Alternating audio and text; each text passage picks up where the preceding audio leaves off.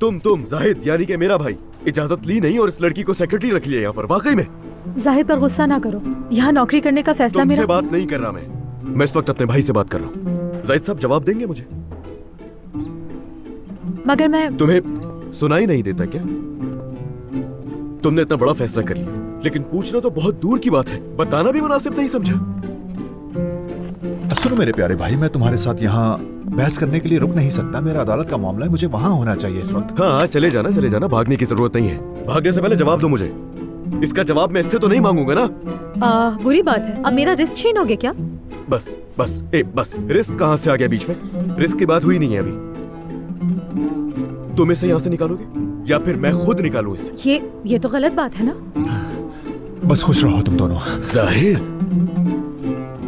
ये मेरी सेक्रेटरी है, मेरा फैसला है ये, समझे तुम? ये कंपनी की पॉलिसीज हैं। मैं चाहूँ तो निकालूं, चाहूँ तो रख लो इसे। फिलहाल इसे यहीं रहने दो।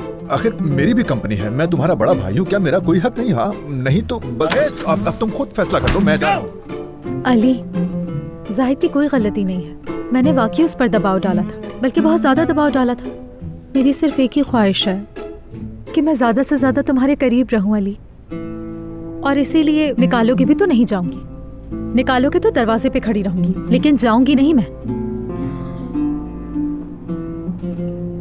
अली, क्या तुम कुछ कहोगे? नहीं, जो कुछ मुझे कहना था वो तो मैं पहले ही कह चुका हूँ नूर। अब मायने नहीं रखता कुछ भी कहना।